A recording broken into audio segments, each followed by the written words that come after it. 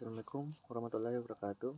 Perkenalkan, nama saya Muhammad Nuralif dengan NIM 200.22082 dari HP Reguler 2. Saya akan mempresentasikan hasil dari PowerPoint saya dengan judul Penyusunan Rencana Jangka Panjang Menengah Daerah atau RPJMD. Pengertian RPJMD. RPJMD merupakan singkatan dari Rencana Pembangunan Jangka Menengah Daerah. RPJMD adalah dokumen perencanaan pembangunan yang dirancang oleh pemerintah daerah untuk mengatur arah pembangunan daerah dalam jangka waktu menengah, biasanya sekitar 5 tahun. Langkah-langkah dalam penyusunan RPJMD. 1. Penetapan tim penyusun. 2. Identifikasi situasi daerah. 3. Penyusunan visi, misi, tujuan, dan sasaran. 4. Penyusunan program dan kegiatan. 5. Penyusunan rencana aksi dan anggaran. 6. Penyusunan dokumen RPJMD. Dan terakhir, validasi dan pengesahan.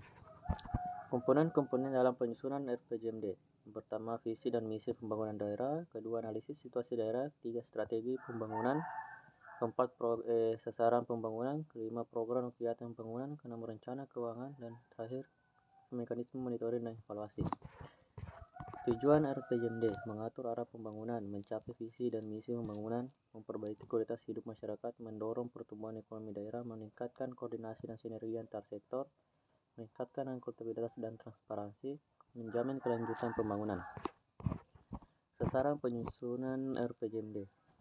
Sasaran ekonomi: meningkatkan pertumbuhan ekonomi regional sebesar 7% per tahun, meningkatkan indeks daya saing daerah dengan meningkatkan peringkat di tingkat nasional, meningkatkan investasi dalam sektor prioritas seperti pariwisata, industri kreatif, dan pertanian. Sasaran sosial: meningkatkan akses dan mutu pendidikan dengan menurunkan angka putus sekolah dan meningkatkan angka partisipasi sekolah, meningkatkan kualitas layanan kesehatan dengan memperluas cakupan pelayanan dan meningkatkan kualitas kesehatan, mengurangi tingkat kemiskinan dengan menurunkan jumlah penduduk miskin dan meningkatkan akses mereka terhadap sumber daya. Sasaran infrastruktur: meningkatkan aksesibilitas dan konektivitas dengan meningkatkan jaringan jalan raya, transportasi publik, dan infrastruktur telekomunikasi, meningkatkan ketersediaan dan keadaan pasokan air bersih dan memperluas infrastruktur pengolahan air, meningkatkan kualitas dan kapasitas infrastruktur energi dengan mempromosikan penggunaan energi terbarukan dan efisiensi energi.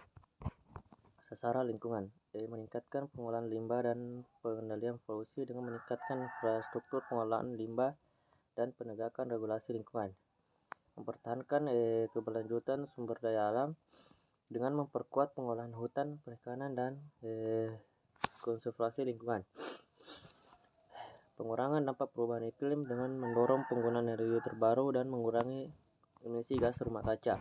Sasaran pelayanan publik: meningkatkan aksesibilitas dan kualitas layanan publik seperti pelayanan administrasi, keamanan, kebersihan, dan kebudayaan, meningkatkan partisipasi masyarakat dalam pengambilan keputusan publik dan memperkuat tata kelola pemerintah yang baik, meningkatkan transparansi, akuntabilitas, dan pengawasan terhadap penggunaan anggaran publik. Strategi penyusunan RPJMD: analisis kondisi dan potensi daerah, partisipasi dan konsultasi publik, pemetaan visi, misi, dan tujuan, penetapan sasaran dan indikator kinerja, perumusan strategi dan program prioritas, penyusunan rencana aksi dan penetapan anggaran, dan monitoring dan evaluasi. Pentingnya melibatkan masyarakat dalam penyusunan RPJMD. Dengan melibatkan masyarakat dalam penyusunan RPJMD, pemerintah daerah dapat memperoleh masukan dan saran yang berguna dalam memastikan bahwa program dan kegiatan pembangunan yang dilaksanakan merupakan kebutuhan masyarakat. Hal ini membantu dalam meningkatkan partisipasi masyarakat dalam proses pembangunan dan menciptakan sinergi antara pemerintah dan masyarakat. Kekurangan dalam penyusunan RPJMD. Pertama, keterbatasan data dan analisis, kurangnya keterlibatan masyarakat, ketidakjelasan rencana aksi, kurangnya koordinasi antar sektor, tantangan dalam pembiayaan, dan perubahan kondisi dan prioritas. Cara mengatasi kekurangan dalam penyusunan RPJMD itu penting untuk melibatkan pemangku kepentingan yang relevan, mengumpulkan data yang akurat, memperkuat koordinasi antar sektor, dan melakukan evaluasi serta perbaikan yang kontinu terhadap RPJMD. Itu tadi hasil dari presentasi saya. Sekian dan terima kasih.